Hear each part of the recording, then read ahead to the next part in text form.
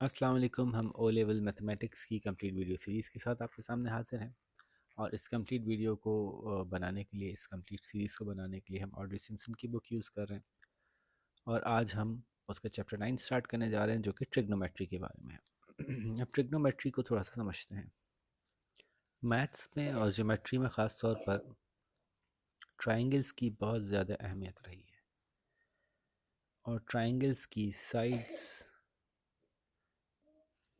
उसके एंगल्स, उनका आपस में रिलेशनशिप, इसकी स्टडी को ट्रिग्नोमेट्री कहते हैं। ठीक है जी। तो दिस मीन्स कि ये पूरा सेक्शन जो है वो ट्राइंगल्स पे बेस करता है। अच्छा, ट्राइंगल की स्टडी जो है वो आगे और बहुत सारी जगहों पे यूज़ होती है। छोटी सी मिसाल मैं आपको देता हूँ कि ये ग्राफ है जिसमें एक्स एक्सिस और वाई एक्सिस है और इस ग्राफ में एक डेटा आपने कलेक्ट किया जिसमें मुख्तलिफ आंसर्स आ रहे थे और आपने उनको जब कंपाइल किया तो देखें एक स्ट्रेट लाइन बन रही है और हर जगह से स्ट्रेट लाइन एक एक्स एक्सिस पे ड्रॉप होती है। तो देखिए ये ट्रायंगल बनता है, ये फिर ट्रायंगल बनता है और अगर यूँ देखें वाई एक्सिस की तरफ ड्रॉप करते तो फिर ट्रायंगल बनता है। तो इस ट्रायंगल की स्टडी को हम बहुत सारी मज़ीद ब्रांचेस में डिस्ट्रीब्यूट कर सकते हैं, बहुत सारी जगह इसको इस्तेमाल कर सकते हैं, इसका फ़ायदा उठा सकते हैं, जिसकी डिटेल हम आगे आपको कहीं कहीं जहाँ जहाँ ज़रूरत पड़ेगी समझाते जाएंगे। तो फ़िलहाल उसकी कुछ बेसिक्स समझते हैं जिसको कि इस एक्सरसाइज को करने के लिए ज़रूरी है जो समझना आपके लिए। तो अभी जब हम बात करेंगे तो हम बात करेंगे एक राइट एंगल ट्रायंगल की। ठीक है, किसकी बात करेंगे? एक ऐसे ट्रायंगल की जिसका एक एंगल हमें पता है कि वो राइट एंगल है। अच्छा, जब राइट एंगल ट्रायंगल होता है तो उसकी तीनों साइडों के कुछ नाम हमने रखे हुए हैं। इसको हम कहते हैं हाइपोटेनियस, इसको हम कहते हैं बेस और इसको हम कहते हैं परपेंडिकुलर। ठीक है, तो ये नाम हमने जो रखे हैं इसका हमने कुछ मुख्तलिफ जगहों पे इस्तेमाल करना होगा तो आपको याद होने चाहिए। और बुक में इन्होंने बहुत आसानी से आपको, आपके लिए अगर आपको नाम याद नहीं है तो आपके लिए एक आसानी दी है, वो ये दी है कि दिस इज़ हाइपोटेनियस। ठीक है, और ये वो एंगल है जिसकी कि अगर हम बात कर रहे हैं, अगर हम इस एंगल की बात कर रहे हैं तो इस एंगल के एतबार से this side is the adjacent side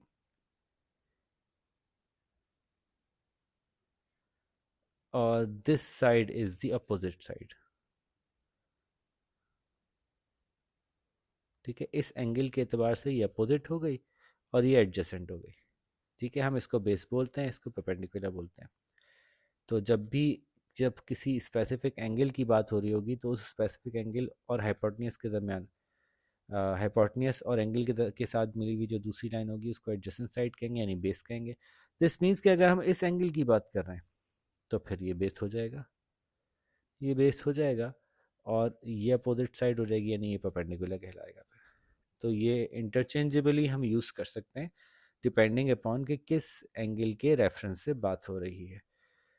तो एक ट्रायंगल, राइट एंगल ट्रायंगल में अननोन चीज़ें जो हो सकती हैं वो ये एंगल अननोन हो सकता है, ये एंगल अननोन हो सकता है हाइपोटेन्यूज ना मालूम हो सकता है, बेस ना मालूम हो सकता है, परपेंडिकुलर ना मालूम हो, लेकिन ये मालूम होता है कि ये तो 90 ही होगा। इसी की बुनियाद पे हम कुछ डिसीजंस लेते हैं। ठीक है, ये बात समझ में आई। सबसे पहला काम जो आपको समझाना है वो ये है कि एक चीज़ होती है जिसको हम टेंजेंट कहते हैं। ज्योमेट्री में टेंजेंट इसको भी कहते हैं कि कोई शेप था, वो एक लाइन थी, वो एक सर्कल को टच करती हुई ऐसी गई कि सर्कल के जस्ट एक पॉइंट को टच कर रही है, तो this line is tangent upon this circle. लेकिन यहाँ जब हम टेंजेंट कहेंगे तो tangent is in trigonometry, tangent is the ratio of these two sides, these two sides. ठीक है, तो tangent is the ratio of opposite side divide by adjacent side. ठीक है, ये जो भी रेशियो निकलेगा इसका साइज जो हमें पता है, अपोजिट साइज कितने बड़े, अपोजिट साइड कितनी बड़ी है, एडजेसेंट साइड कितनी बड़ी है, इन दोनों को डिवाइड करें, जो आंसर आएगा वो टेंजेंट कहलाएगा।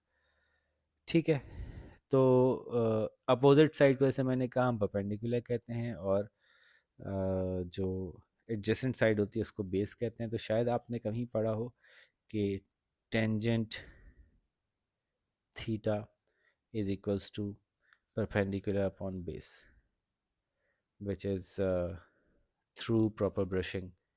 और हम लोग इसको ये भी कहते थे कि साइन थीटा, कुछ याद आ रहा है आप में से कुछ बच्चों को, is equals to perpendicular upon hypotenuse cos theta is equals to base upon hypotenuse,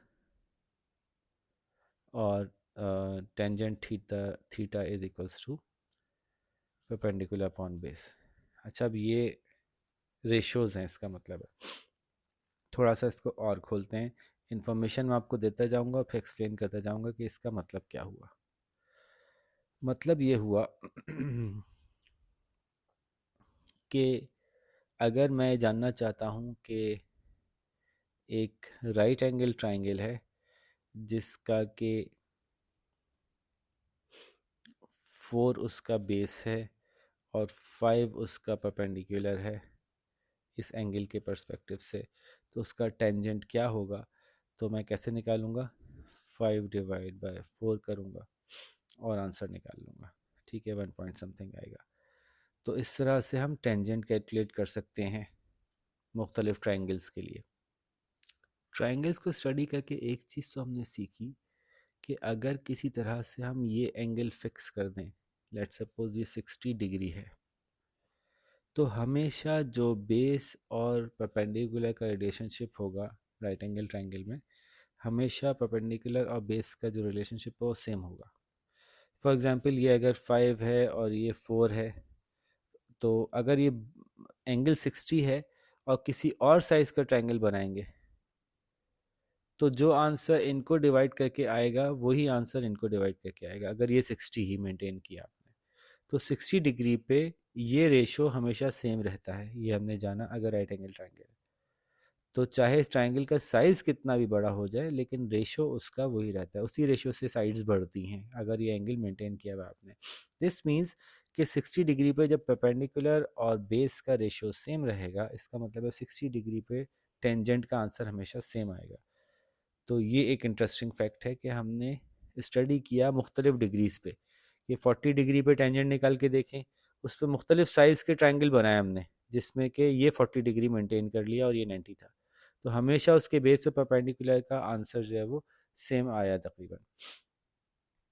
इसी से रिलेट करते हुए मुख्तलिफ एक्सरसाइज जो हैं वो प्रैक्टिस एक्सरसाइज आपकी बुक में दी हुई भी हैं। हम डायरेक्टली आते हैं अब कैलकुलेटर के यूज़ के ऊपर, कि कैलकुलेटर के थ्रू भी हम टेंजेंट निकाल सकते हैं। जितने भी साइंटिफिक कैलकुलेटर्स दिए हुए हैं आप लोगों के पास हैं, वो सारे के सारे टेंजेंट कैलकुलेट करके दे सकते हैं। पुराने ज़माने में क्या होता था कि मैथमेटिशियंस एक एक ट्रायंगल ड्रॉ करते थे बड़ी मेहनत से, और उसकी मुख्तलिफ साइज़ के ट्रायंगल ड्रॉ करते थे। पहले लेट सपोज 60 डिग्री का ड्रॉ किया, फिर 59 का, फिर 58 का, फिर 57 का, मुख्तलिफ डिग्रीज के ट्रायंगल्स ड्रॉ करते थे और मुख्तलिफ साइज़ के, और उनके रेशियोज़ निकालते थे और उनको महफूज कर लेते थे एक चार्ट में। ठीक है, और ये कहलाता था टेंजेंट का चार्ट। और इसका मतलब ये होता था, यहाँ पे यूँ लिखा होता था कि अगर 60 डिग्री है अगर आपका एंगल, तो फिर जो है वो रेशो, टेंजेंट का रेशो जो है वो ये होगा, वैल्यूज़ लिखी होती हैं, 61 पे ये होगा, 62 पे ये होगा, 63 पे ये होगा। फिर जब लेटेस्ट कैलकुलेटर आ गए तो उसमें सारी वैल्यूज़ सेव हो जाती हैं। अब आप अपने कैलकुलेटर से इजीली निकाल सकते हैं इजीली आंसर्स। जैसे कि आपने कैलकुलेटर निकालिए और टेंजेंट का बटन दबाइए और 60 लिख के इक्वल्स टू दबाइए, तो टेंजेंट 60 पे कुछ आंसर आएगा आपके पास। और इसी तरह से आप निकालिए टेंजेंट 45 पे, तो देखें कुछ आंसर आएगा आपके पास। टेंजेंट 45, तो 45 डिग्री का टेंजेंट हमेशा जो है वो 1 आता है, तो देखिए आंसर आपके पास 1 आ रहा होगा। तो इसी तरह से ये आंसर कैलकुलेटर में क्या है, सेव हुए हैं अब।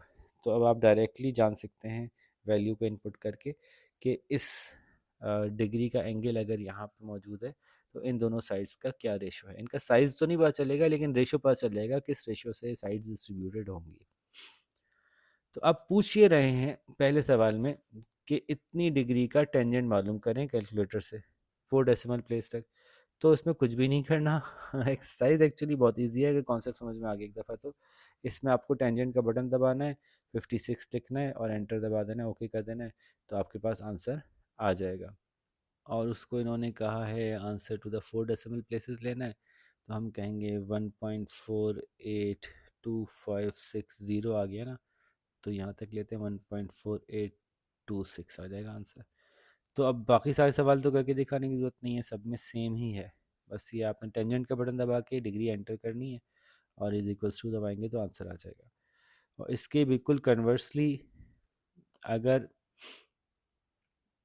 फाइंड द एंगल्स जिसका कि टेंजेंट ये होगा, तो अगर आप गौर से देखें तो हम ये कह रहे हैं कि tangent 45 degree is equals to 1। अब ये आंसर मुझे पता है, मैं मालूम करना चाहता हूँ कि डिग्री क्या होगी, तो टेंजेंट को यहाँ ले जाता हूँ। जब मैं टेंजेंट को उठा के इधर से उधर ले जाता हूँ तो टेंजेंट जो है वो इन्वर्स टेंजेंट हो जाता है। ठीक है, जैसे ऐसा नहीं होता कि अगर एक्स की पावर 2 है तो वो यहाँ बी से मल्टीप्लाई हो रही है और यहाँ वाई है, तो ये एक्स यहाँ नीचे चला जाएगा, P is equals to Y upon X की पावर 2। और नीचे लिखे हुए नंबर को ऊपर लाने के लिए हम कह सकते हैं B is equals to Y into X की पावर -2। है ना, इस तरह से एक कॉन्सेप्ट आपको समझ में आ रहा है कि हम क्या कहना चाह रहे हैं। तो इसी तरह से जब हम निकालना चाहते हैं कि हमें ये पता हो कि आंसर क्या है, ये ना पता हो कि डिग्रीज़ कितनी हैं, तो हम क्या करते हैं कि डिग्री को यूँ कह लें कि 10x is equals to 1 let suppose. तो वो कितना है x, इसके लिए हम 10 को दूसरी तरफ ले जाते हैं और 10 दूसरी तरफ जाता है तो 10 इन्वर्स बन जाता है। तो ये होगा x is equals to 1 into 10 inverse को ऐसे लिखते हैं। इसको आर्क 10 भी कहते हैं, आर्क 10, लेकिन आपके यहाँ इसको हम 10 इन्वर्स ही बोलेंगे और इसको ऐसे ही लिखेंगे। ठीक है, तो बाल ये इतनी भी तफसील की ज़रूरत इतनी इसलिए नहीं है कि ये वैसे ही बस सिर्फ आपको एक दफ़ा समझ में आ गया ना कैलकुलेटर से, तो ये वैसे ही आसानी से हो जाना है। यानी करना क्या है कि जैसे टेंजेंट का बटन दबा के डिग्री आगे लिखते हैं तो आंसर में पता चल जाता है कि रेशो क्या है। इसी तरह से आर्क 10 का बटन दबाकर रेशो लिखेंगे तो पता चल जाएगा डिग्री कितनी है। बस इतनी सी बात है। तो अपने कैलकुलेटर में शिफ्ट का बटन दबाइए, शिफ्ट के बाद 10 का बटन दबाइए तो आर्क 10 आ जाता है, यानी 10 इन्वर्स आ जाता है। उसके आगे ये डिग्रीज लिख दीजिए, ये रेशो लिख दीजिए, तो आपको ऑटोमेटिकली पता चल जाएगा कि क्या आंसर है, कितनी डिग्रीज थी।